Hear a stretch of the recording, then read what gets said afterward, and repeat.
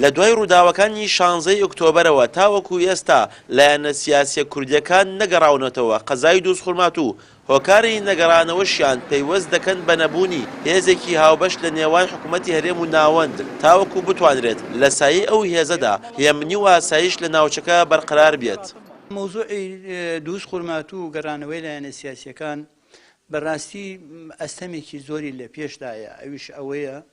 ئێمە خەمی لایەنەکان و بارەگاکانمان یەکەیسە بارەگاکەی ئێمە و چەند لایەنێکی تر سوتا و تاڵان کراوە و نەماوە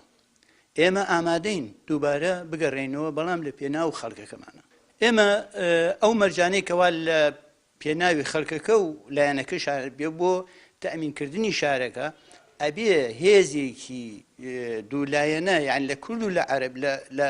مشەکل هەڵکێشی ئەو دوو نەتەوە پارێزگاری لە شارەکە بکە. وەڵام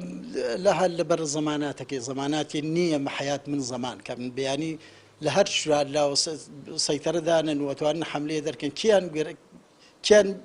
بێوێت ئەیگرن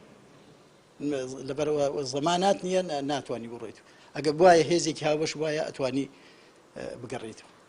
ئەگەر چی بەشێک لە لایەنە سیاسەکانی هەرێم لە سنووری قەزای خورمات و دانیشتن و کۆبوونەوەیان لەگەڵ لایەنی ئەمنی و ئیداری قەزاکە ئەنجام داوە بۆ زەمینەسازی گەڕانەوەیان لە نێویشاندا کۆمەڵی ئیسلامی وەک لایەنێکی سیاسی دیار و بەرچاو هەوڵی گەڕانەوەی داوە بۆ ناوچەکە بەڵام بە هەمان شێوەی لایەنەکانی دیکە جێگیربوونی هێزێکی ئەمنی و سەربازی کوردی بە هاوبەش بە ئەولەویەتی گەڕانەوەیان دەزانن. ئێمە هەنگاوی ترمان ناوە بۆ گەڕانەوەی لایەنە سیاسەکان ئێمە وەکو سێ حزب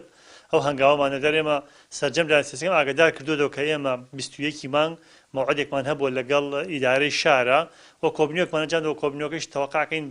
بەرهەمی هەبێت و ئەوانەی کە ئەو ڕێنمایی کە دراوەتە ئێمە لەم هەفتەیە ئینشاڵڵا جێبەجێیەکەین و گەڕانەوەی بارگای خۆمان نەبینەوە بەڵام ئێمە لەوێ حەقەت لەگەڵ قایدفرقە کە مەوجود نەبووە لەگەڵ بەشی هەواڵگری کۆی ئەو شارەغا کۆبنیۆکمان ئەنجامداوە هیچ لاریەکیان نەبوو لە گەڕانەوەی ئێمە وەکو کۆمەڵی ئیسلامی و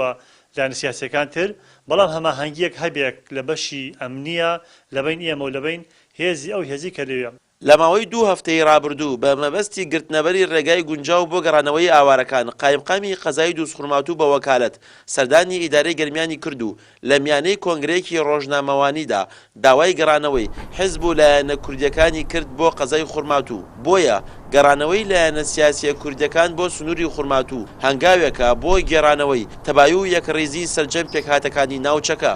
نەگەڕانەوەی بەشێکی زۆری ئاوارەکانی خورمات و بۆ زیێدی خۆیان